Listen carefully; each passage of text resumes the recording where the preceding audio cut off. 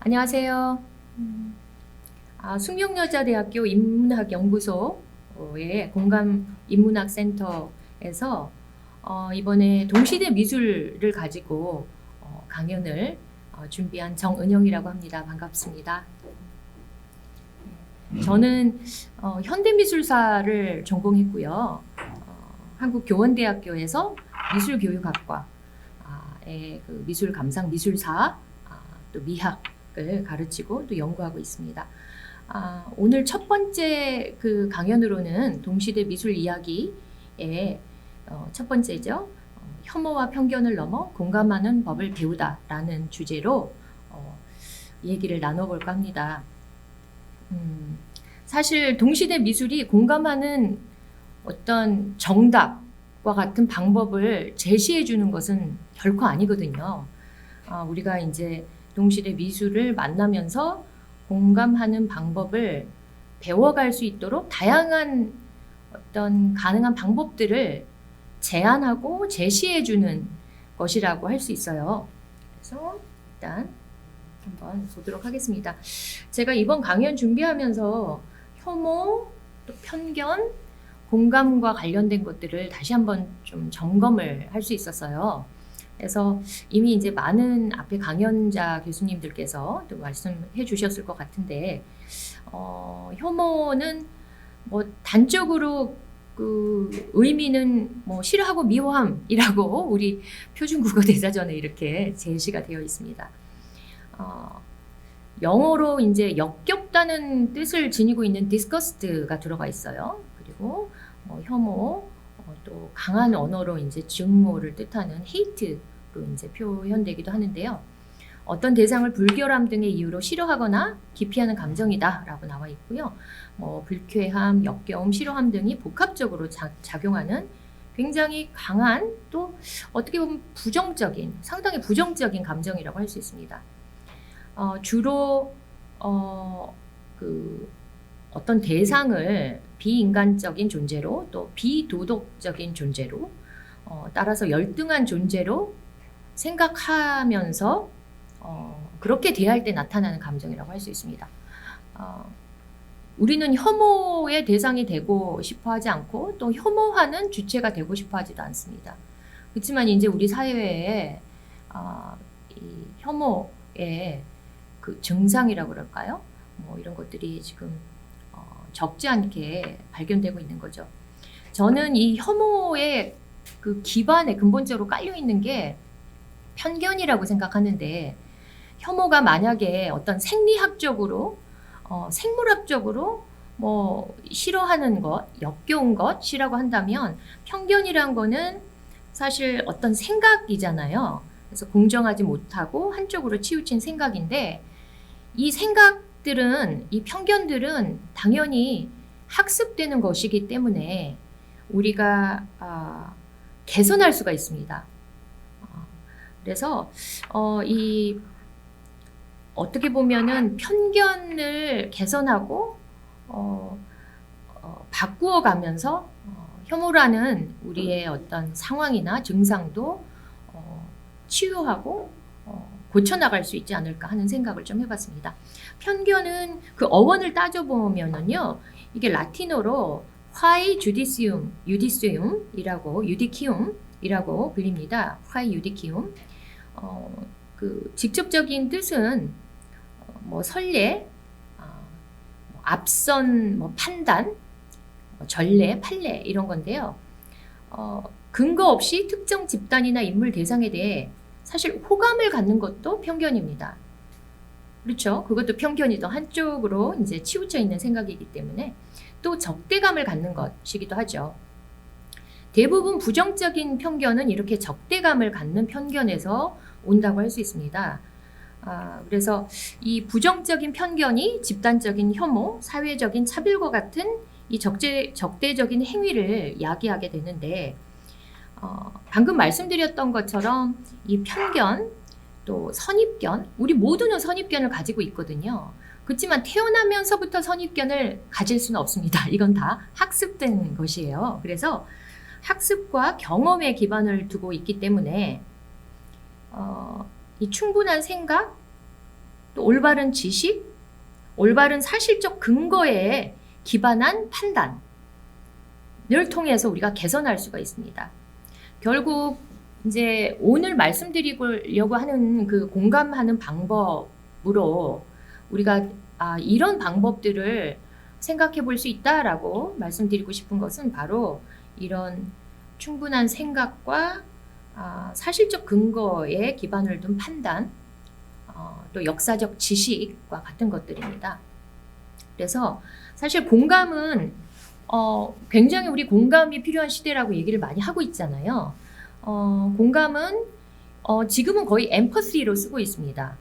감정이입이라는 뜻인데요. 엠퍼시, 그 전에 뭐 심퍼시, 컴패션, 여러 이제 용어들을 사용하기도 했는데 지금은 Einfühlung, empathy. 그러니까 어떤 감정을 이렇게 집어넣는다. 대상에 투사해서 함께 느낀다라는 그런 뜻인데요. 감정이입과 같은 그런 의미를 지니고 있죠. 대상이 느끼는 상황이나 기분을 비슷하게 경험하는 심적 현상이라고 우리 이제 사전적인 정의가 제시되어 있습니다. 심리학자 데오도르 립스는 이 감정이입을 굉장히 강조를 많이 했습니다. 20세기 초에 그래서 이제 이 립스의 감정이입 이론에 기반을 두고 굉장히 많은 또 중요한 이론들이 미학 이론들, 예술 이론들이 출현했는데요. 이 립스는 감정이입이 서로의 존재를 의식이 있는 생명체로 인식하게 하는 근본적인 요소이다. 이거는 일단은 인간과 인간대 이 관계에서 얘기하는 거겠죠. 또는 지금 우리가 얘기하는 인간과 생명체, 모든 존재들을 포함한 그 생명체의 관계 속에서 서로의 존재를 의식이 있는 생명체로 인식하게 하는 가장 근본적인 요소가 바로 감정이입이라는 겁니다. 살아있는 모든 존재에 우리가 다 의식이 있는 존재라는 것을 인식할 수 있게 해주는 게 바로 이 감정이입이라는 거죠. 그러면서 동시에 미적 대상을 감상하는데 가장 필수적인 심적 상태이다라고 얘기를 했습니다. 그러니까 타자에 대한 이해에 기반이면서 미적인 체험의 기반이다라고 얘기를 한 것이죠. 그래서 오늘 우리가 이제 볼 예술 작품들에서도 근본적으로 요구되는 것들은 바로 이런 그 감정이입의 어떤 자세, 태도, 뭐 이런 것들일 것 같아요. 그렇지만 이제 처음 말씀드렸던 것처럼 동시대 예술이 우리 자신의 편견이나 혐오를 깰 수 있는 완전히 그 해결해 줄 수 있는 어떤 정답을 제공하는 것은 아닙니다.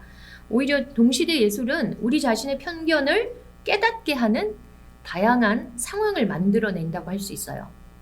그러니까 우리가 이런 편견, 우리가 이런 선입견 또는 그 어떤 우리 깊은 속에 어떤 혐오감 이런 것들을 가지고 있었구나라는 것을 깨닫게 한다는 거죠.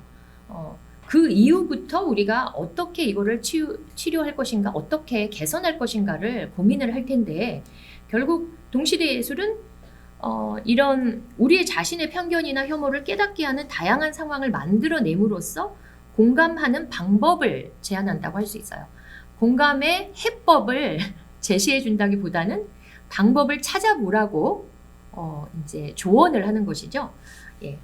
그래서 좀 선이 좀 길었지만 일단 그래서 이제 이런 그 대상이 느끼는 상황이나 기분을 비슷하게 경험하는 심적인 현상인 공감의 다양한 방법을 지금 제안을 하고 있다. 오늘 이제 좀 집중적으로 첫 번째 강연에서 우리가 볼 예술 작품은 사실 굉장히 유명한 작품이에요. 영국의 마크 퀸이라는 작가의 한시적인 공공미술이었죠. 런던의 트라팔가 광장에 제4좌대 프로젝트에 선정이 돼서 이제 설치가 됐었던 그 앨리슨 래퍼 프레그넌트 임신한 앨리슨 래퍼라는 이 조각에 대해 이제 좀 깊게 다뤄볼까 합니다. 전체적으로 이 트라팔가 광장에 2005년에서 2007년 정확히 한 18개월 정도 설치가 됐었던 이 임신한 앨리슨 래퍼 이 작품에 대해서 좀 더 많은 시간을 두고 보고요. 그 작품이 이 공적인 장소에서 공공조각으로 소개되기 이전에 마크 퀸이라는 작가가 1999년부터 2000년 또는 길게는 2005년까지 계속 작업을 했던 그 연작이 있습니다. 그 연작에서 출연한 게 바로 그 연작 중에 하나가 바로 이 작품이거든요. 그 연작의 제목이 완전한 대리석상 Complete Marvels라는 그런 작품입니다. 그래서 이 작품도 또 살펴보고요. 마지막으로 앨리슨 래퍼의 현재 상황 이렇게 보도록 하겠습니다.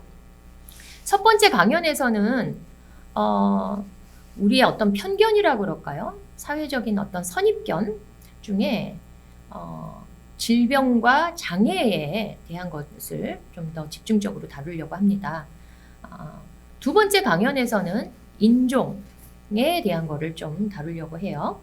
다 동시대 미술에서 어떻게 좀 탐구하고 있는가를 말씀드리려고 합니다. 지금 여기 보시는 작품이 임신한 앨리슨 래퍼 작품입니다. 지금 화면상으로는 이게 큰 작품이다 라는 거는 아실 수는 있겠지만 정확하게 어느 정도인지 감이 딱 오지 않으실 수는 있어요. 이 임신한 앨리슨 래퍼라는 실제 그 여성 예술가이고요. 선천적인 그 장애를 가지고 태어난 실제로 활동하고 있는 예술가입니다. 이 작품은 네 번째 좌대 프로젝트 런던시에서 1999년에 시작한 공공미술 프로젝트입니다.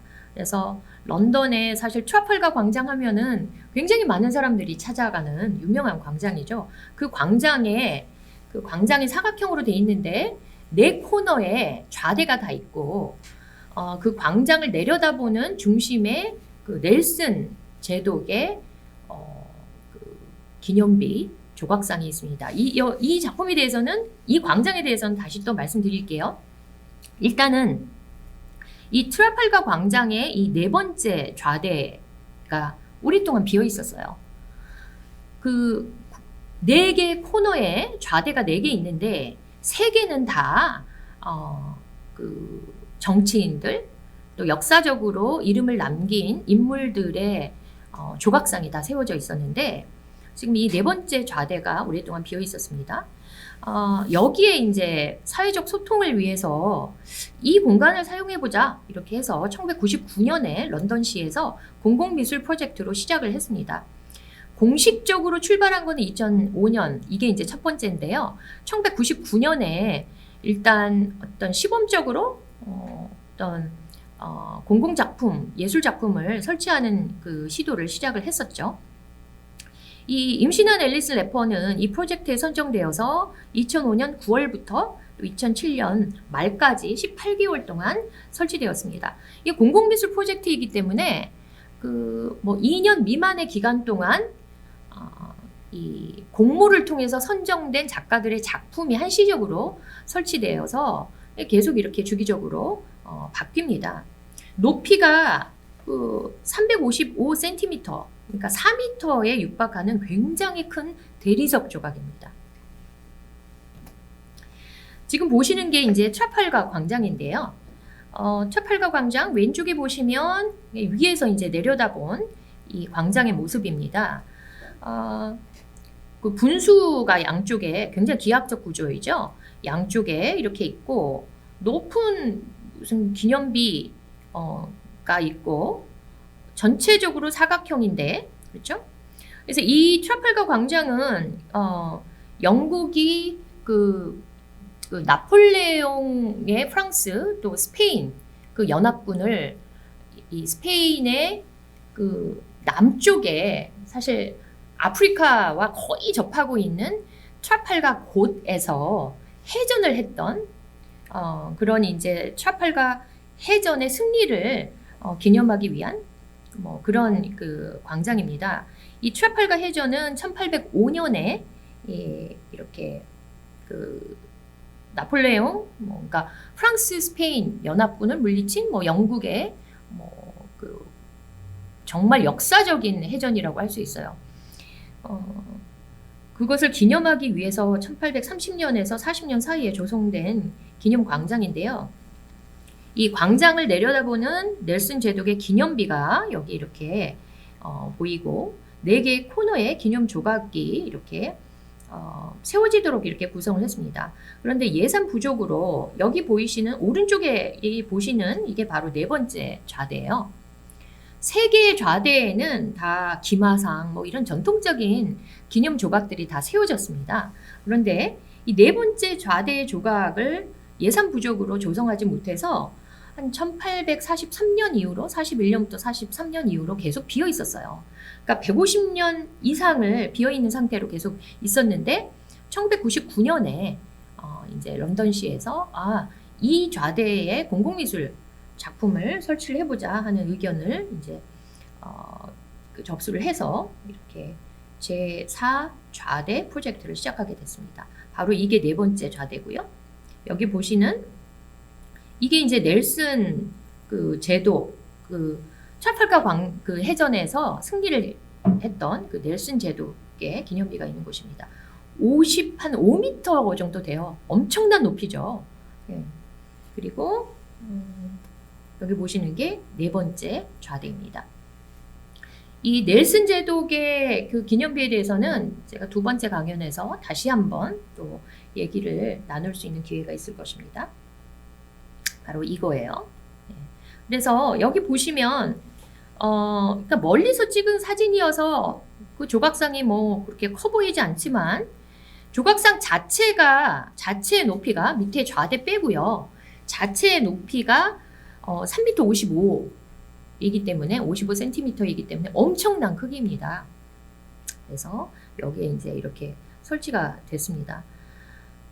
가장 눈에 띄는 것은 이런 공공조각으로 선천적인 장애를 안고 태어난 여성, 더군다나 임신한 여성, 이때 당시에 조각을 처음 만든 것은 1999년이었거든요. 이게 나중에 2005년에 공공미술로 다시 한번 출연하게 된 것인데 1999년 당시에 처음 이 조각을 제작했을 때 임신 8개월 상태였습니다. 임신 8개월에 선천적인 그런 장애를 안고 있는 여성의 조각상을 이렇게 대리석으로 이제 표현한 건데요. 이게 이제 공공 장소에 설치가 됐다는 거죠. 아마 그 굉장한 충격과 논란이 있었을 거라는 것은 바로 다 예상하실 겁니다. 이 작품의 주인공은 이 앨리슨 래퍼, 바로 이 여성인데요. 영국의 이제 아티스트이면서 책도 발간을 한 작가입니다. 1965년생인데 선천적인 염색체 이상 질병이에요. 포코멜리아라는 그런 질병을 안고 태어났는데 보통 단지증이라고도 부르고요. 해표상지증, 해표지증이라고도 부릅니다. 그래서 바다 표본 같은 짧은 다리에 팔이 없는 상태로 이렇게 태어났어요.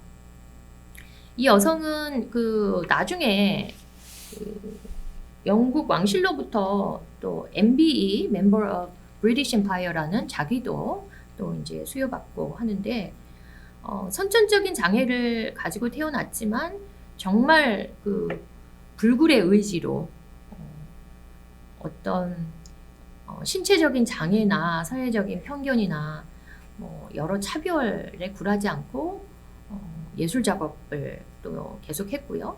또 이렇게 나중에 출산까지 했던 그런 여성입니다. 이 앨리슨 래퍼는 MFPA라는 단체가 있는데 런던에, 영국의 마우스 앤 풋 페인팅 아티스트의 준말이에요. 그래서 장애를 안고 있는 예술가들이 거의 특히 이제 팔이 없는, 손이 없는 예술가들이 그림을 어떻게 그릴까. 다 입이나 발로 많이 그리거든요. 그래서 이런 Mouth and Foot Painting Artist라는 그 어소시에이션 연합회가 있습니다. 거기에 이제 가장 대표적인 멤버이기도 하고요.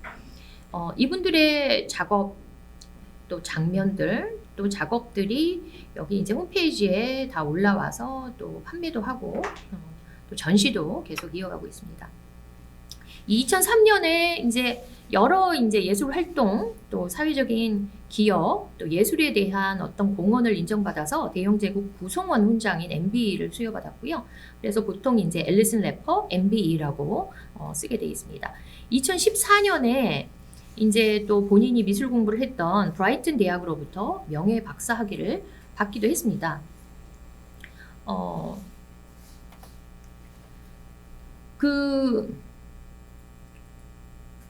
이 2005년에 이 임신한 앨리슨 래퍼 이 조각이 제4좌대 프로젝트로 일반인에게 이제 공개가 된 날 비가 굉장히 많이 왔다고 해요.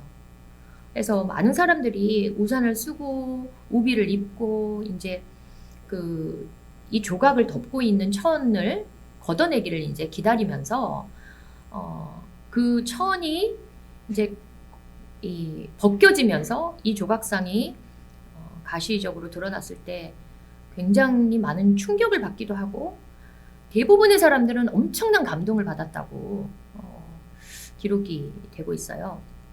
그래서 여기 이 사진은 이 앨리슨 래퍼가 그날 이제 그 오프닝을 하고 그 식을 할 때 참석을 했었는데 여기 이 조그만 꼬마가 있잖아요. 이 꼬마가 앨리슨 래퍼의 아들이에요. 페리스.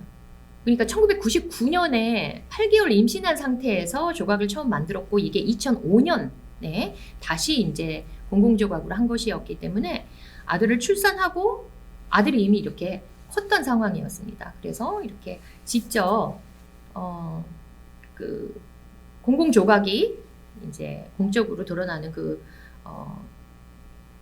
식에 이제 참석을 했었죠.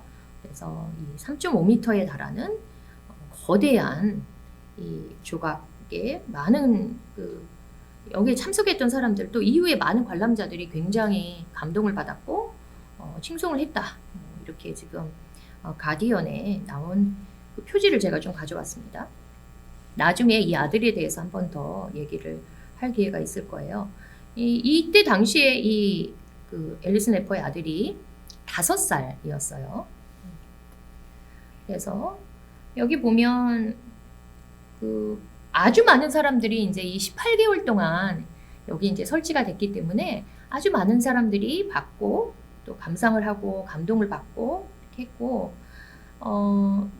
이거는 여기 제가 그 deposit photos.com에 올라와 있는 건데 학생들이 단체로 또 여기 와서 또 이제 이 작품에 대해서 토론도 하고 작품에 대해서 글도 쓰고 하는 그러니까 일종의 필드 트립 비슷하게 이렇게 와서 수업을 하는 장면이 올라와 있더라고요.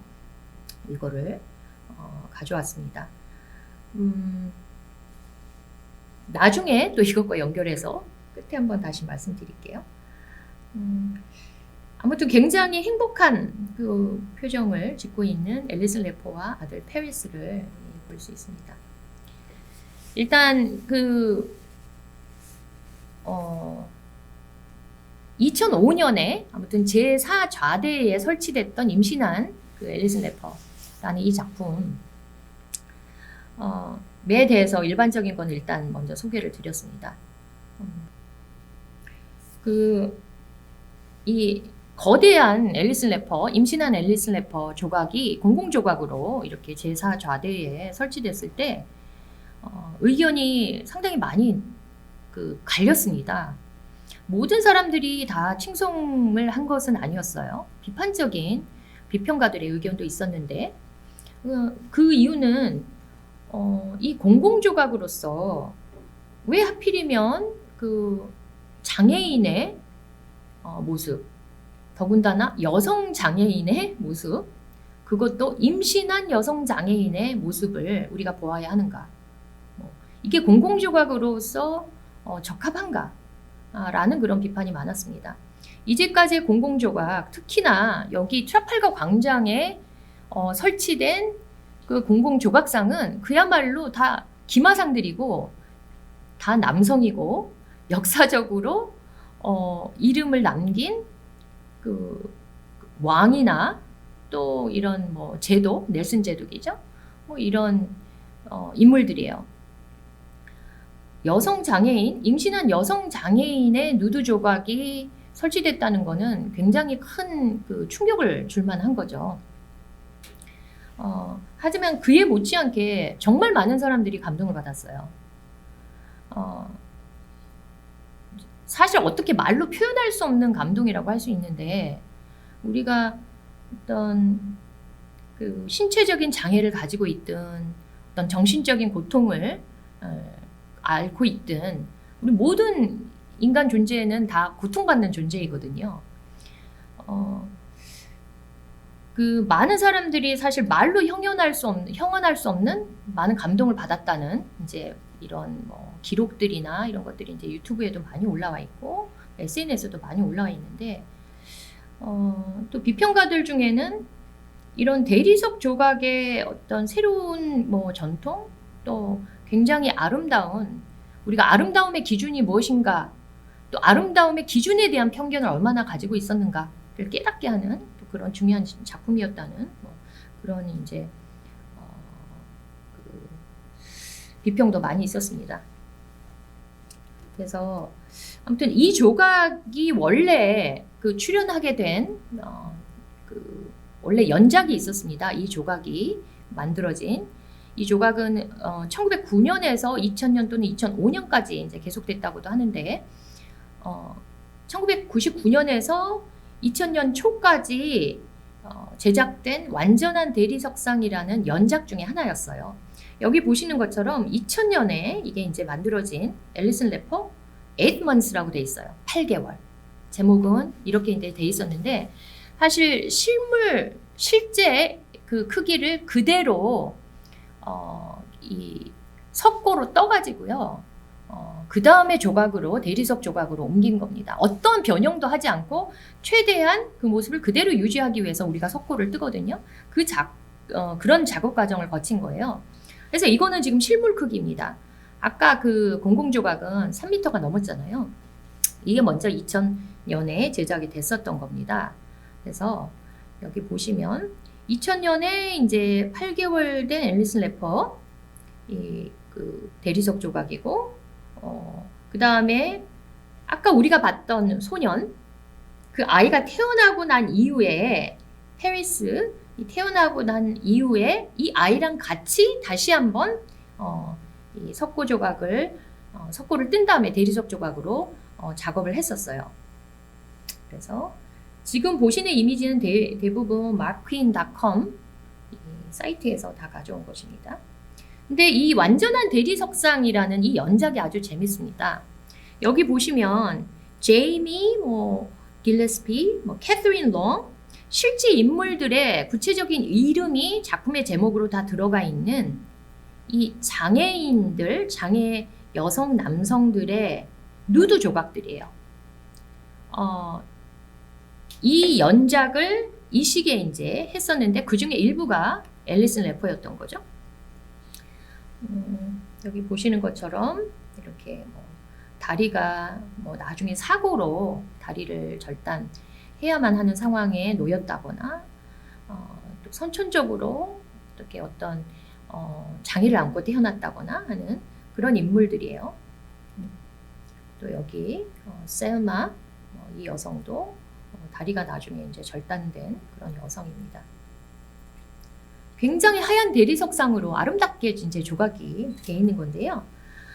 이 마크 퀸 이분인데, 이분이 이 완전한 대리석상에 대한 그 이야기를 나중에 2006년도에 네덜란드의 한 미술관에서 전시를 하면서 거기에 대해서 이제 언급을 한 게 있습니다. 제가 이거를 좀 번역을 해왔어요. 길지만 한번 읽어보겠습니다. 대형 박물관에서 사람들이 팔다리가 없는 파편화된 대리석 조각상을 감탄하며 감상하는 모습을 보았습니다. 그런데 그 조각상과 똑같은 모습을 한 실제 사람이 그 전시장에 들어오면 대부분의 사람들은 정반대의 반응을 보인다는 사실이 저는 매우 놀라웠습니다. 저는 예술에서는 받아들여지는 것이 실제 삶에서는 받아들여지지 않는다는 사실을 주목하게 되었습니다. 그러니까 우리가 대형 박물관이나 루브르 박물관 가면 고대 대리석상들 굉장히 많이 보거든요. 팔다리가 없는 것들이 대부분이에요. 왜냐하면 나중에 발굴이 이렇게 된 대리석상들이기 때문에 다 파편화되어 있는 그런 이제 대리석상들이에요. 근데 정말 아름답다고 아름다운 미적 대상으로 사람들이 다 감상을 하고 감탄을 한다는 거예요. 그런데 그렇게 감탄하고 감상하는 그 갤러리에 실제로 팔다리가 없는 장애인이 들어오면 사람들이 움찔하고 아름답게 보지를 않는데 이게 나는 너무 이상하더라 라고 얘기를 하는 겁니다. 완전한 대리석상 연작을 만들면서 저는 또한 이 작품들이 아름다운 신체란 무엇인가에 대한 것임을 깨달았고, 나아가 우리가 아름다운 신체에 대해 얼마나 편협한 시각을 가지고 있으며 인간 내면과 외면의 연결에 대해 얼마나 좁은 생각을 지니고 있는지를 자각했습니다. 그러니까 미적인 대상에서는 파편화된 것을 아름답게 보고 실제 미적인 그런 조각보다 훨씬 더 소중한 존재인 인간들의 어떤 신체를 보고는 움찔하고 아름답게 보지 않는다는 거가 너무 이제 우리가 가지고 있는 그 아름다움이라는 그 기준, 견해가 얼마나 편협하고 또 치우쳐 있는지 그걸 깨닫게 해줬다는 거죠. 그런 상황을 보면서 파편화된 대리석상과 또 어떻게 보면 파편화된 그 신체를 지닌 그런 존재들을 보면서 일치하지 않는 그런 반응을 보면서 그걸 깨달았다는 것입니다. 그래서 이 완전한 대리석상이라는 연작을 하게 됐어요. 이 작품의 모델이 된 사람들이 눈을 감고 자기 자신을 느낄 때 이들은 여러분이나 제가 내적으로 느끼는 바와 전혀 차이가 없이 똑같이 느낍니다. 그럼에도 신체적으로 장애를 지닌 사람들은 마치 정신적으로 장애를 지닌 존재처럼 취급을 받습니다. 제 작품의 주인공들의 신체는 비록 고대의 파편화된 대리석상과 시각적으로 유사할지 모르지만 그들은 모두 완전한 사람들이며 결코 부분적인 존재가 아닙니다. 그래서 Complete Marbles, 완전한 대리석상이라는 제목을 붙이게 됐어요. 이 마크 퀸은 대학에서 사실 역사 또 미술사를 공부를 한 사람이고 대학원에 가서 이제 조각을 본격적으로 시작을 했습니다. 굉장히 개념적인 미술도 많이 하고요. 개념적이지만 이런 측면을 보면 굉장히 이거는 개념적이다 이렇게 느껴지지만 동시에 아주 직접적으로 감각하고 우리에게 감각적인 충격을 주는 그런 작품을 해요. 아마도 마크 퀸 하면은 우리 국내에도 그게 소장되어 있는데 마크 퀸이 자신의 피를 뽑아서 두상을 제작을 4, 5년에 한 번씩 계속 하고 있는데 우리 국내에도 한 점이 소장되어 있습니다. 그걸로 많이 알고 계실 거예요. 무슨 이 논란을 만들어서 주목을 끌려고 하는 작가가 아닌가. 또 그런 작가들이 특히 Young British Artist라고 이런 YBA라고 불리는 악동 같은 영국의 젊은 작가들인데 그 중에 한 명이기 때문에 특히 그렇게 이제 생각하실 수도 있어요.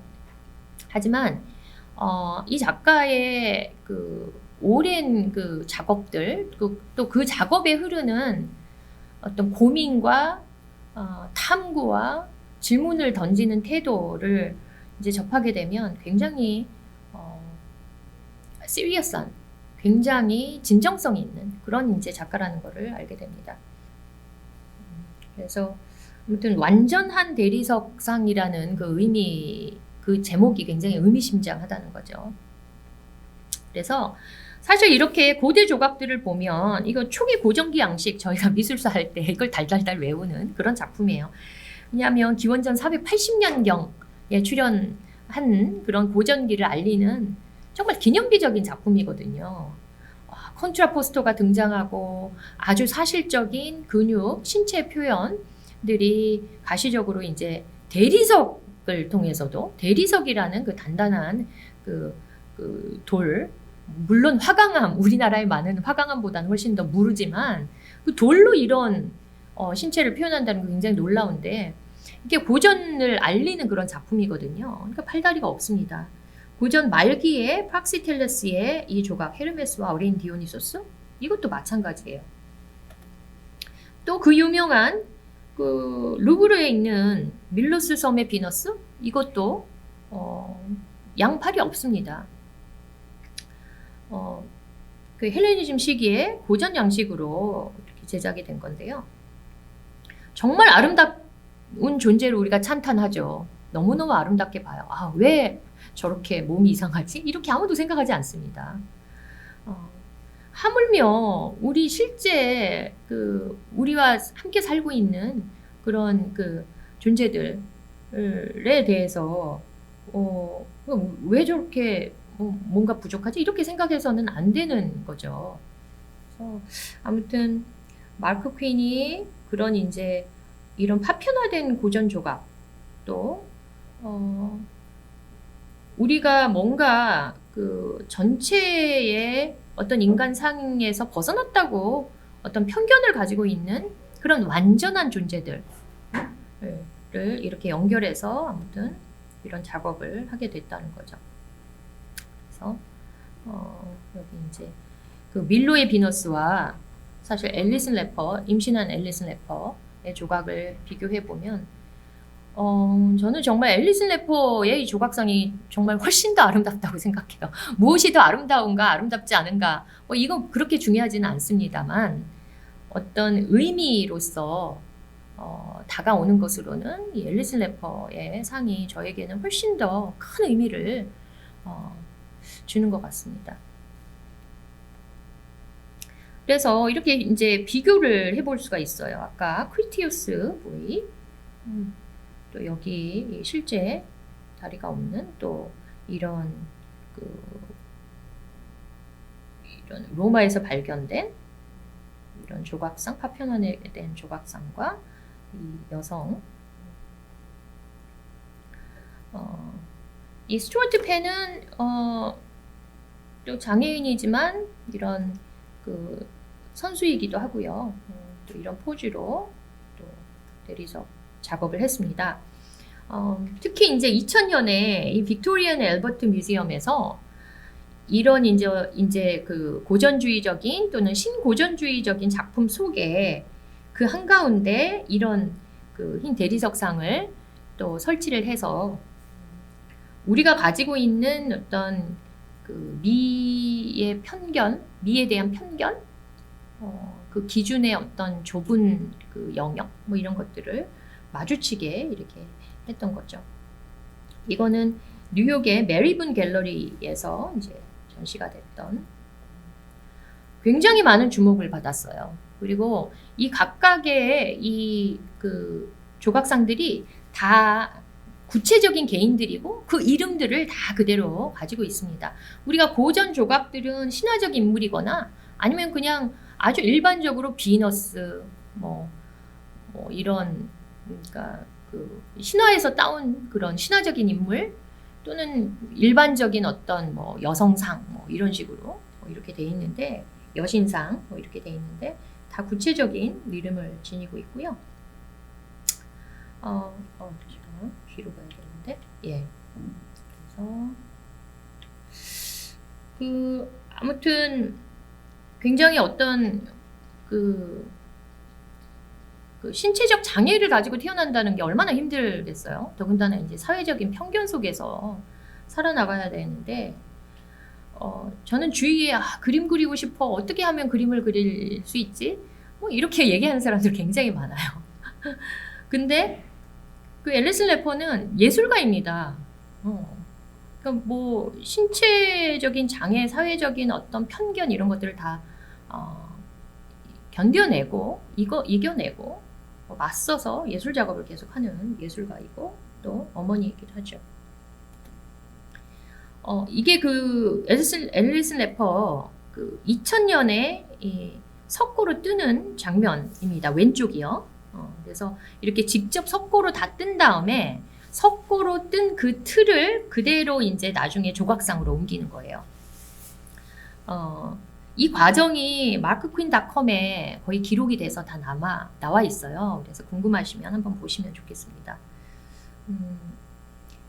지금 오른쪽 사진은 그러니까 2000년에 이제 처음에 이렇게 제작했던 그 상을 기반으로 해서 2005년에 이제 제4 좌대 프로젝트에 선정이 됐기 때문에 2005년에 공공 조각으로 설치하기 위해서 이탈리아의 카레라라는 곳에서 직접 거기에 이제 그 대리석 조각하는 그 석공들이 예술가들이 직접 다 이렇게 조각을 하는 그런 장면입니다. 사실 마크 퀸은 거의 어떻게 보면 총 프로젝트를 지휘하는 그런 역할을 한다고 할 수 있어요. 전통적인 예술가 개념과는 굉장히 다르죠. 직접 모델링을 한다거나, 그러니까 진흙으로 모양을 빚는다거나, 또는 나무나 대리석을 직접 카빙, 깎는다거나 하는 그런 조각이 아니라 어떤 사회적인 이슈, 어떤 쟁점화하고 싶은 꼭 다루어야 된다고 생각되는 그런 이제 주제를 가져와서 그 개념을 가져와서 그것을 가시적인 작품으로 실현하는 그 프로젝트를 총 지휘하는 그런 역할을 한다고 할 수 있어요. 그래서 이 조각은 카레라의 그 조각가들이 조각을 한 것입니다. 그래서 이렇게 이제 거의 완성된 모습을 이렇게 지금 마크 퀸이 보고 있어요. 굉장히 큰 조각상이죠. 그래서 나중에 이렇게 이제 설치가 됐죠. 이 완전한 대리석상과 이제 좀 같은 흐름이긴 한데 한 가지 그 연작을 더 보여드리고 싶은 거는요. 보여드리고 싶은 게 있는데 이게 바로 화학적 생명 유지라는 그런 작품입니다. 2005년에 했던 Chemical Life Support인데 이 작품은 여기 보시면은 5사람이 바닥에 이렇게 놓여 있고 가운데 이제 조그만 꼬마이가 있잖아요. 이게 마크 퀸 자신의 아들이에요. 아들인데 이 아들이 태어나고 나서 생후 8개월 때의 아들인데 우유 단백질에 대한 그 아나필락시스 반응, 굉장히 큰 그 알러지 반응이죠. 그 반응 때문에 우유나 그 밀에 들어있는 단백질을 전혀 섭취하지를 못합니다. 계속 이 단백질을 섭취하지 못하면은 이제 굉장히 이제 나중에 생명까지도 위험해질 수 있는 그런 상황이 되는 건데 이 네오케이트라는 그 특수 분유가 지금 우리나라에서도 나오고요. 그때 당시에 이제 나왔습니다. 그래서 이 특수 분유 포뮬라 밀크만 먹을 수 있는데 이거를 먹고 생명을 유지할 수 있었어요. 그리고 한 1, 2년 후에는 이 아나필락시스 반응까지도 치유가 됐습니다. 이 작품의 제목은 이노사이언스입니다. 이너센스와 사이언스 이렇게 합해진 결합된 그런 용어인데 어떤 그 순수함 또 사이언스, 과학. 근데 과학이 사실은 굉장히 우리에게 이로운 그 목적을 위해서 사용됐을 때 굉장히 많은 그 기여를 할 수 있거든요. 그래서 이노사이언스라는 제목으로 이 작품을 했는데 그 합성 그 왁스에다가 약을 다 섞은 거예요. 근데 이 왁스와 섞은 이 약이 다 여기 이 그 네오케이트 특수 분유에 들어있는 그 약들이에요. 여기 이렇게 길게 적어 놓은 게 그 약 성분들입니다. 엄청나죠. 엄청난 그 약 성분들인데 이게 그 재료에 다 들어가 있어요. 이게 우리나라에 나오는 네오케이트 그 분유인데요. 특수 분유죠. 여기에도 보면 원재료명에 다 그 케미컬들이에요. 이것들이 들어가 있습니다. 그러니까 그 우리가 생명을 유지하기 위해서 어떤 의약품, 화학약품에 의존하고 있는 경우 굉장히 많거든요. 이렇게 태어나자마자서부터 의존해야 되는 경우도 많습니다. 그래서 여기에 또 영감을 받아서 이런 왼쪽에 보시면 케이트 허킨슨이라는 여성인데요. 이 여성은 선천성 그 면역 이 결핍 루푸스를 앓고 있어가지고요. 자가 면역 질환인데 계속해서 약을, 그러니까 이 다 케미컬이죠. 이거를 섭취를 해야 됩니다. 그래서 면역 조절제에 해당하는 이 약품들을 여기다가 다 적어놨어요. 여기 이제 오른쪽에 보시는 게 우리가 아까 봤던 완전한 대리석상의 여성이고요. 왼쪽에 보시는 게 지금 어떤 의약품에 의존해야 하는 겉으로 보기에는 완전한 존재들입니다.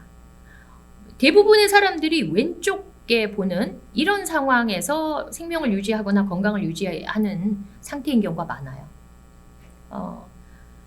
이 마크 퀸은 지금 여기에 또 보시는 것처럼 이 니콜라스 그로간이라는 사람인데 다이아비티스, 그러니까 당뇨병이죠.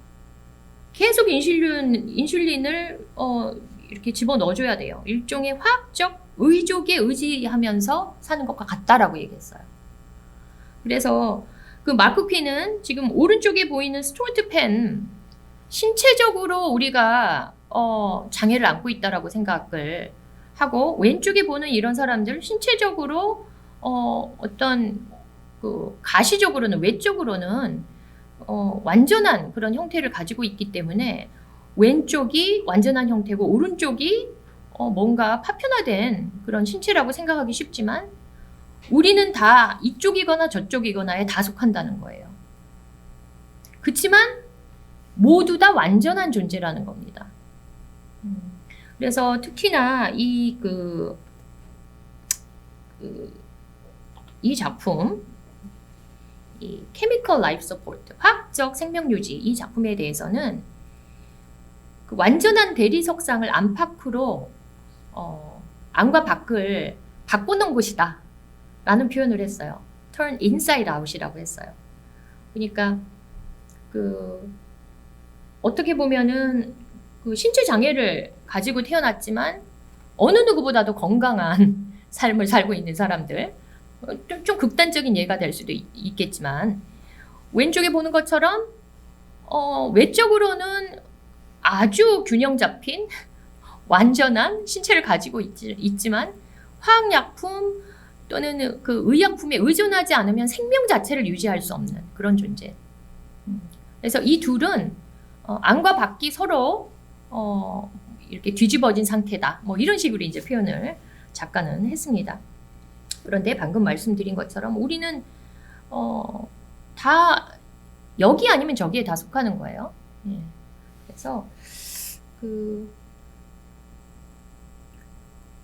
공감이라는 게 제가 이제 그 다음에 또 말씀드리겠지만 어떤 관계를 맺는 것이라고 생각을 해요. 그러니까 혐오를 치유하는 게 혐오를 막 없애기 위해서 똑같이 감정을 느껴야 되고 감정이입을 즉각적으로 감정이입을 해야만 하고 그렇다기보다는 오히려 정말 서서히 감정이입은 서서히 이루어지더라도 어떤 지속적인 관계를 맺을 수 있는 어떤 타자나 대상에 대해서 나와 무관한 것이 아니라, 무관한 존재가 아니라 나랑 어떻게든 다 연결된 그런 존재이고 모든 것이 연결되어 있는 상황이라는 것을 깨닫는 거, 이게 더 중요한 것 같습니다. 그런 면에서 공감하는 방법을, 여러 가지 방법 중에 이런 방법을 제안해 준다고 할 수 있어요. 이거는 간단하게 넘어가겠습니다만 이것도 이제 태어나면서부터 시각장애를 앓고 이제 5, 60년 동안 앞을 보지 못한 그런 이제 시각장애인의 두상인데요. 아주 사실적으로 이거를 다 만들어서 본인의 그 두상을 직접 다 손으로 만져볼 수 있게 해줬습니다. 촉각으로 인지하는 경우가 많기 때문에. 아무튼 다시 이제 그 임신한 앨리스 래퍼로 돌아와서요. 이제 임신한 앨리스 래퍼는 1999년, 2000년 사이에 이제 실물 크기로 그 8개월, 임신 8개월에 임신한 그 앨리스 래퍼를 조각으로 만들었던 것이 2005년에 이제 공공 조각으로 이제 다시 출연을 한 것인데요. 이거는 2012년에 런던 올림픽이 있었잖아요. 그 런던 올림픽 때 그 패럴림픽 게임 오프닝에 이 임신한 앨리스 래퍼 이 상이 등장을 했었습니다. 이거는 대리석 조각으로 한 게 아니라 공기를 이렇게 불어 넣어가지고 인플레이터블 이렇게 하게 이렇게 공기를 부어 넣어서 이렇게 크게 설치를 한 그 오프닝 세레머니에 등장을 했었습니다. 굉장히 역경을 딛고 승리한 인간의 그 모습을 상징하는 것이었죠. 그리고 또 같은 해에 breath라는 숨이라는 제목으로 똑같이 이렇게 공기를 불어 넣어서 만드는 그런 조각으로 높이가 11m였어요. 베니스 비엔날레에 2013년에 이제 설치가 되기도 했습니다.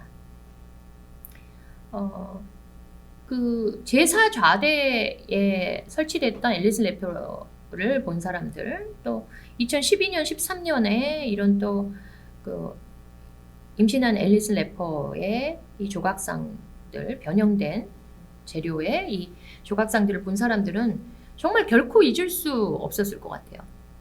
굉장히 많은 거를 생각하게 만드는 그런 이제 작품이기 때문에 이렇게 설치가 됐었습니다. 지금 이제 앨리스 래퍼는 어떻게 됐는가? 상당히 슬픈 일이 일어났어요. 2019년 8월에 앨리스 래퍼의 아들이 사망했어요. 19살의 나이로. 그런데 사실 약물 과다 사용 뭐 이런 거였다고 이제 신문에 이제 좀 나오긴 하는데요. 아들이 죽고 나서 앨리스 래퍼가 자신의 아들 페리스의 죽음에 대해서 이렇게 얘기를 했어요. vicious cycle, 악순환, 어떤 사회적으로 계속되는 악순환 때문에 아들이 결국 이제 사망하게 됐다는 얘기를 나중에 이제 하게 됩니다.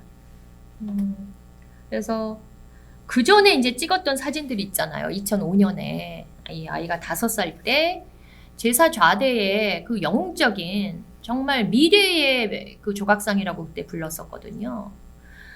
그런 조각상이 그 공중 그 대중에게 소개됐을 때 그 아들이랑 찾아와서 이렇게 찍었던 이 사진이 다시 이제 소환이 된 거죠. 그러면서 그 아들이 이번에는 죽은 걸로 이 세상을 이 아이가 이제 세상을 떠났다 이렇게 하면서 이제 신문에 다시 2019년에 나왔는데 아무튼 이 그 페리스가 학교에서 그 굉장히 왕따를 당했다라고 이제 그 앨리스 래퍼가 좀 얘기를 했어요. 그래서 예를 들어서 학부모가 이제 학교에 이제 찾아오고 할 때 그 학교의 학생들이 이 페리스에게 너희 엄마 절대 오지 못하게 해라 라고 협박을 한다거나 굉장히 이제 많이 괴롭혔던 거죠. 그래서 지금 사실 굉장히 행복한 그런 포즈를 취하고 있는 그 모자의 모습인데 2014년에 찍은 겁니다. 결국 19년에 이제 세상을 떠나서 굉장히 안타까운 그런 일이 있었어요. 그래서 아이가 계속 우울증을 좀 앓고 했다라고 이제 알려져 있습니다. 아무튼 좀 슬프게 이제 끝났고 어떻게 보면 그러니까 그 아들이 세상을 떠났고 하지만 우리가 더욱더 생각해 볼 게 많은 것 같아요. 그러니까 이 그 악순환 이런 고리가 쉽게 우리가 이제 끊고자 하는 어떤 편견이나 이런 것들이 쉽게 이제 끊어지지 않고 계속 악순환으로 이어지고 있다는 거를 다시 한번 깨닫게 됐기 때문에 조금 많이 씁쓸하고 안타까운 것 같아요. 그래서 우리가 이제 동시대 미술이, 동시대 예술이 우리에게 어떤 공감의 해결 해법을 바로 보여주지는 않지만 아무튼 다양한 상황을 통해서 공감하는 방법들을 제안하는데 궁극적으로는 타자와 관계를 맺는 것, 나와 연결된 존재라는 것을 깨닫게 하는 것이 그 공감의 방법 중에 하나였다고 생각이 듭니다. 타자와 관계를 맺는 거는 결국 자신과 관계를 맺는 거죠. 그래서 이 관계에 대해서는 시간이 이제 많지는 않지만 니콜라 브리오라는 프랑스의 비평가가 관계의 미학이라는 책을 써서 우리나라에도 2011년에 번역이 됐고요. 1998년에 이제 나온 책인데 이 관계에 대해서 굉장히 중요한 얘기를 많이 했습니다. 아주 그 2000년 이후로 정말 가장 많은 영향을 미친 책 중에 하나인데요. 이 관계의 미학에서 관계적인 예술 또 관계적인 미학에 대해서 얘기를 이렇게 했습니다. 관계 예술은 인간의 관계들과 또 그들의 사회적 맥락 전체를 예술의 이론적, 실천적 출발점으로 삼는 예술이다. 인간의 관계, 또 그 관계가 맺어지는 사회적 맥락을 예술의 어떤 그 출발점으로 삼는 바로 그런 예술이라고 얘기를 했어요. 그리고 이제 관계적인 미학은 예술 작품이 재현하고 산출하고 촉진하는 인간 상호 관계에 기초하여 예술 작품을 판단하는 미학 이론이다. 했는데 아무튼 결국은 관계를 어떤 식으로든 모색하게 하고 또 맺게 하는 뭐 그런 예술이라는 거죠. 그래서 관계 예술은 관계적인 예술은 공감, 나눔, 결속을 촉구합니다. 그래서 지금 그 결국 관계성을 맺게 깨닫게 하고 또 연대를 실천하게 한다는 거죠. 그래서 특히 이제 니콜라 브리오는 우리가 지금 맺고 있는 사회적 관계는 대부분 그 이윤의 법칙에 따른 그런 관계들이에요. 근데 거기에서 벗어난 어떤 사회적 틈이 있을 수 있는데 이 틈 속에서 관계적 영역을 만들어내는 게 바로 동시대 미술이고 그게 바로 작은 유토피아, 마이크로 유토피아라고 얘기합니다. 그래서 이 나라에도 이 책이 그 소개가 됐는데 그 사실 관계의 미학에서 뭐 그 니콜라 브리오가 막 마크 퀸이나 YBA 뭐 작가들을 다루고 이러지는 않았어요. 오히려 이제 대표적으로 다룬 사람 중에 하나가 이 펠릭스 곤살레스 토레스라는 사람인데요. 1957년생인데 96년에 세상을 떠나서 40이 되기 전에 젊은 나이에 세상을 떠났습니다. 에이즈로 사망했어요. 예, 그래서 마지막에 이제 잠깐만 이 관계와 연결해서 또 공감하는 방법과 연결해서 이 작가를 소개하면서 마칠까 합니다.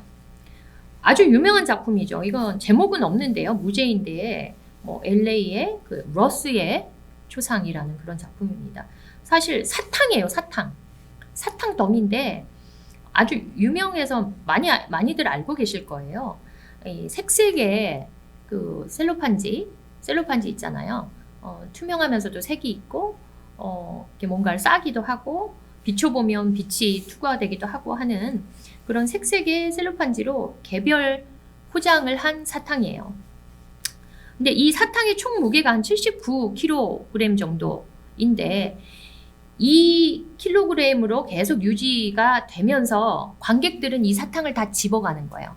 집어서 먹도록 해놓은 작품입니다. 이 79kg은 이 곤살레스 토레스의 연인이었던 러스가 건강했을 때의 몸무게로 이제 알려져 있어요. 에이즈가 걸리면 마지막 사망 전에는 너무너무 이렇게 그 신체가 이렇게 약해져서 30몇 킬로 정도밖에 되지 않았어요. 이 러스가 사망했을 때는. 근데 건강했을 때의 몸무게인데 그 몸무게로 이 유지가 되도록 이 사탕 더미의 무게가 유지가 되도록 하면서 이 방문자들이 그러니까 관람자들이 그 사탕을 계속 가져가면 어떨 때는 뭐 정말 많이 가져가면 60kg 정도로 줄어들 거 아니에요. 그럼 매일 그거를 채워 넣는 거예요. 79kg에 맞게. 사실 거기에다 그리고 다 적어 놓고 이게 왜 79kg인지, 킬로그램인지, 이게 뭐 직접적으로 어떤 뜻을 전달하고 거기 뭐 사탕에 뭐가 적혀 있거나 그런 게 아닙니다. 그냥 사탕을 먹는 거예요. 그러면서 이 작품의 어떤 의미, 내가 무엇을 하고 있는가 이런 것들을 생각하도록 이렇게 만드는 건데요. 방문자가 많은 시기에는 이게 시카고 아트 인스티튜트에 있거든요. 시카고 미술원 미술관에 있는데 일주일에 2번씩 사탕을 다시 채워놨다고 하는데요. 사탕을 먹으면 어떻게 돼요? 네, 달콤하잖아요. 달콤하지만 계속 그 달콤함이 유지되지는 않아요. 한 10분, 15분, 길어봤자 한 10분 정도면 그 사탕이 다 없어지고 그 달콤함이 영혼처럼 그냥 남아요. 근데 우리가 연인과 보내는 어떤 추억이나 시간, 또 우리 사랑하는 가족과 보내는 시간도 이제 그런 거죠.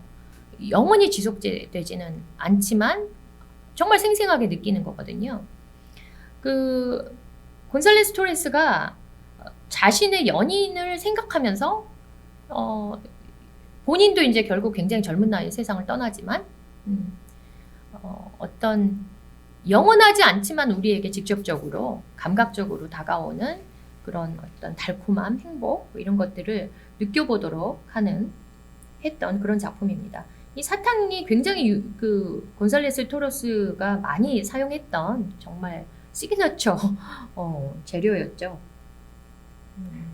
그래서 이렇게 사람들이 가져가도록 하고요. 이게 굉장히 직접적인 관계를 맺는 방법입니다. 작품이. 아까 예를 들어서 앨리스 래퍼 같은 경우는 계속 그래도 보는 거잖아요.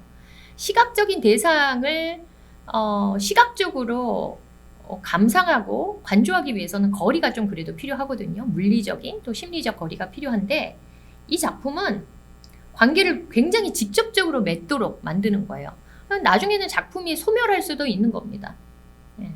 그래서 관계를 맺는 굉장히 다양한 방법들을 보여주고 사실 이제 코너에 이렇게 작품을 설치하는 거는 20세기 초에도 중요한 러시아 구축주의자들이 있었고 또 60년대에 미니멀 작가 중에 로버트 모리스라는 사람도 이 코너를 사용했습니다. 그런데 굉장히 형태가 비슷한 것 같지만 그리고 우리 그 전시실에 비슷한 지금 특수한 장소를 사용하고 있지만 얼마나 다른지를 알 수 있어요.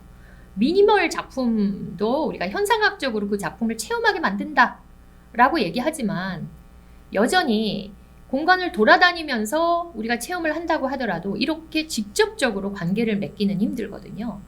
그런데 이제 특히 1990년대, 2000년 와서는 정말 직접적인 관계를 모색하는 그런 작업들이 많이 출현하면서 이제 상호작용적인 인터랙티브 아트도 이제 출현하게 되는 거죠.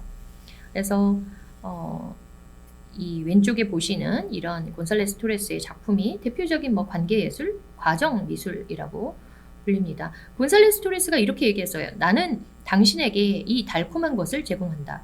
당신은 이 사탕을 입에 넣고 다른 사람의 몸을 빨아들인다. 이런 식으로 내 작품은 다른 많은 사람들의 신체의 일부가 된다. 왜냐면 곤살레스 토레스에게는 이 달콤한 사탕의 더미가 어떻게 보면 자신의 연인의 메타포 대신하는 그 은유적인 그 어떤 존재였기 때문에 다른 사람이 또 다른 사람의 몸을 빨아들이는 것과 같다라고 이제 표현을 한 거죠. 또 이런 얘기도 했어요. 저는 권력의 구조를 벗어나고 싶지는 않습니다. 저는 어떤 대안이 된다거나 반대가 된다거나 하고 싶은 것이 아닙니다.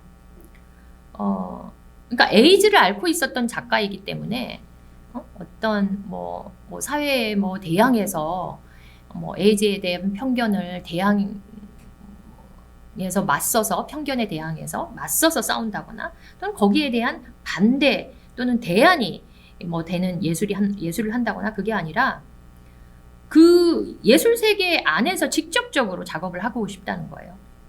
저는 힘을 갖고 싶습니다. 저는 제도에 속한 바이러스처럼 되고 싶습니다. 라는 그런 얘기를 했어요. 관계를 맺는 여러 가지 방법들을 이렇게 좀 보여준 거죠. 이것도 세계 에이즈의 날이 12월 1일인데요. 이때를 기념해서 미국의 그 윌리엄스 칼리지 뮤지엄에서 이제 전시를 했던 겁니다. 위약이라는 플라시보, 위약이라는 제목의 작품인데 은색으로 이제 다 싸서 이것도 관람객들이 다 사탕을 가져가서 먹도록 이렇게 해서 나중에는 사탕이 이거는 채워넣지 않고요. 다 작품이 변형되고 없어지는 그런 형태로 설치를 했었습니다. 뭐 우리나라에도 다 설치가 이렇게 소개가 많이 됐고요. 또 연구 소장된 것도 있습니다. 또 왼쪽에 보시는 이런 작품은 하늘색 종이인데요. 이걸 다 가져가도록 했어요. 그러니까 관계가 아까 사탕을 직접 먹거나 작품을 그냥 가져가게 하는 거예요. 종이를 그냥 가져가서 본인이 뭐 종이에 뭘 써도 되고요. 뭐 기념으로 가지고 있어도 되고 하는. 그리고 이제 완벽한 완전한 연인이라는 이 작품도 아주 유명하죠. 두 개의 시계를 같은 시간에 이제 맞춰놓은 그런 시계인데 이렇게 가다가 시계가 결국 멈출 텐데 똑같은 순간에 멈추지 않습니다. 하나는 더 먼저 멈추기도 하고 하나는 계속 가다가 나중에 이제 멈추게 되겠죠. 우리가 이렇게 살아가면서 그러니까 사랑하는 그 사람 또 나와 가까운 존재도 이렇게 똑같은 순간에 세상을 떠날 수는 없어요. 그래서 그런 것들을 이제 보여주는 그런 작품인데 지금 이제 그 첫 번째 강연에서는 그 장애와 질병에 대한 거, 질병은 뒤에 제가 이제 간단하게 좀 언급을 했지만 아무튼 장애와 질병에 대한 우리의 편견이나 그 사회적인 어떤 선입견들을 깨닫게 해주는 그런 작품들을 살펴보았습니다.